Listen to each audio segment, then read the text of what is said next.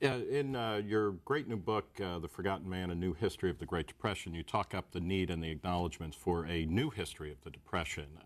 Existing accounts, as you point out in your introduction, tend to fall into one of the following camps. And there are the people who generally support FDR and his and Hoover's interventions into the economy and society as staving off fascism and communism after the stock market crash and then in '29 and the Depression kicking in a few years later.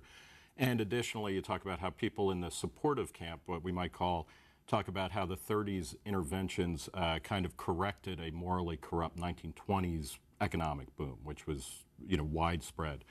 Then the critics who tend to fall into another camp, that federal responses, especially by Hoover early on, tightening the money supply at by the Federal Reserve, Smoot-Hawley tariff, which kind of blocked American trade from doing much, actually caused the Depression, which was then extended and exacerbated by FDR's subsequent New Deal programs, et cetera.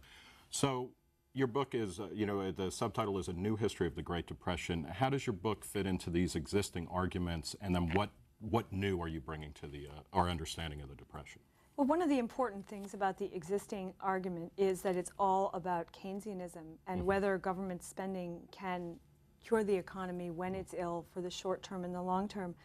And scholars overlooked the cost of uncertainty, what we would call now the unknown unknowns, in an economy. And because both administrations, especially the Roosevelt administration, was so unpredictable, that hurt the economy very much. When I went back and looked and saw the extent, I was astounded. So uncertainty is a factor that I thought needed to be explored. People who said, I will not invest until I know what's going to happen next. And it's not just I know what's going to happen in the economy, but what the government is going to do. What the government was very unpredictable, and everyone overlooked the cost of that. You heard the phrase bold, persistent experimentation, and we learned that was good. Somebody had to do something, was what we learned.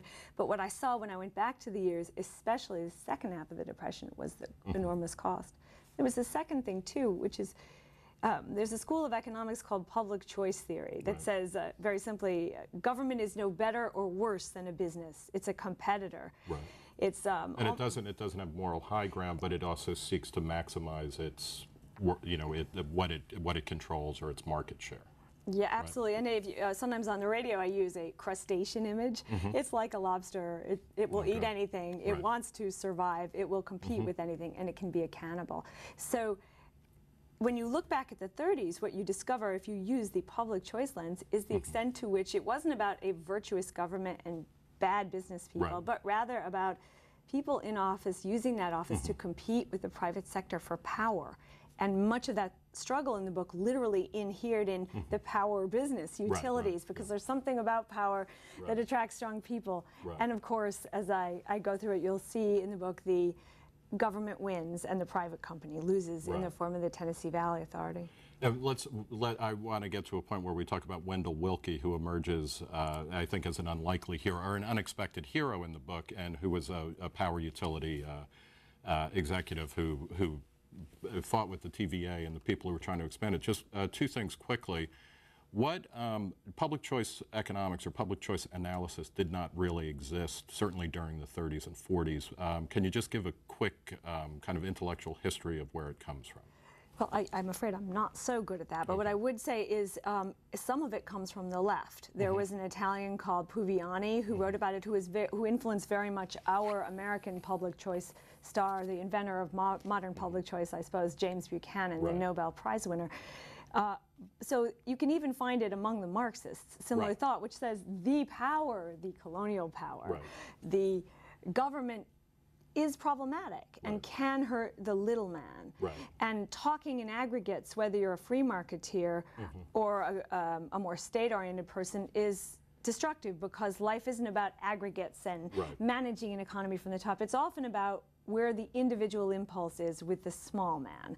And I think public choice focuses on that as well. Well, and you also, and this brings me, I want to have you explain your title a little bit, but one of the things that's very striking about your book, And actually, it reminds me of another great kind of Depression-era document, John Dos Passo's USA trilogy, where you weave in a lot of stories of people at the very highest level of power, whether we're talking about Andrew Mellon or Franklin Roosevelt and members of Roosevelt's cabinet and Brains Trust, and then poor people, both poor people as well as working class people, et cetera. It weaves together very nicely.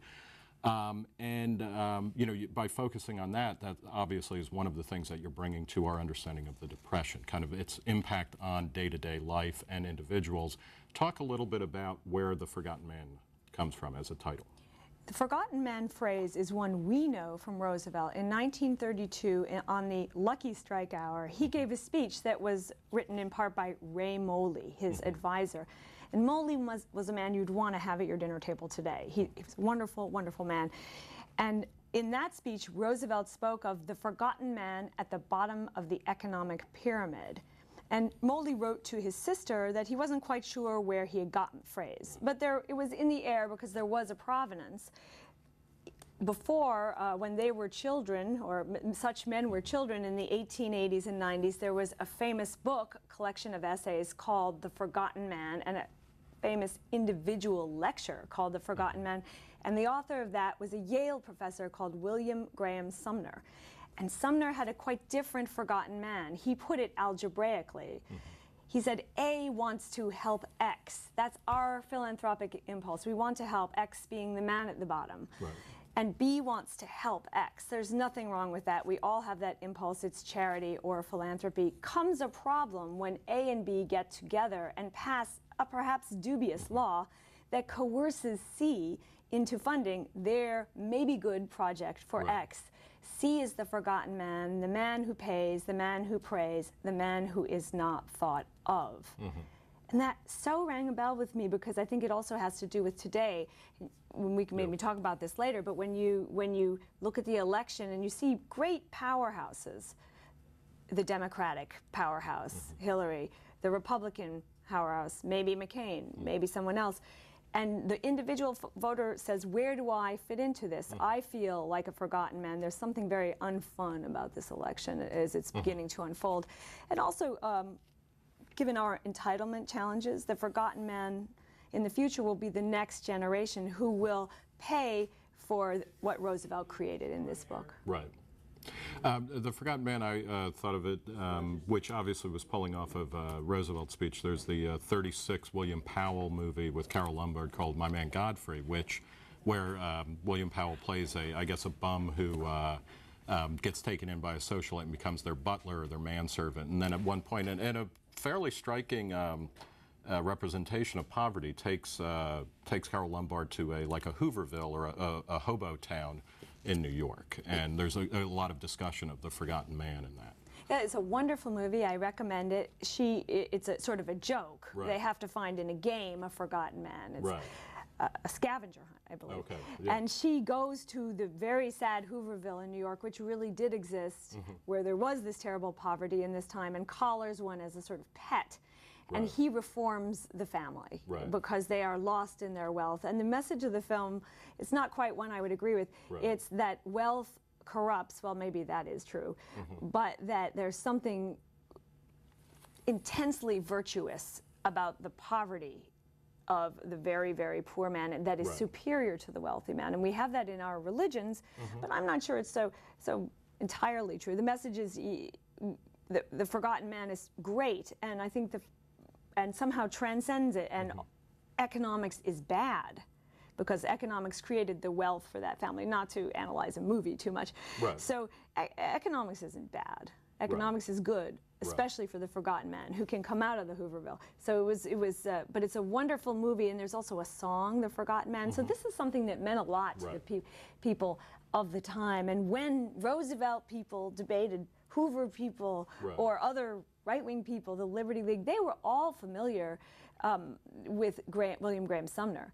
So they said, you have the wrong forgotten man. The forgotten man is the man who is waiting for the recovery that you are not delivering or that you are preventing. And I like that because it plays all the way through the book, all the way through the history of the period. One of the things that you talk about, particularly in the beginning sections of the book, is that Hoover and Roosevelt are not that different. Both, I mean, obviously one is much more successful than the other as a politician.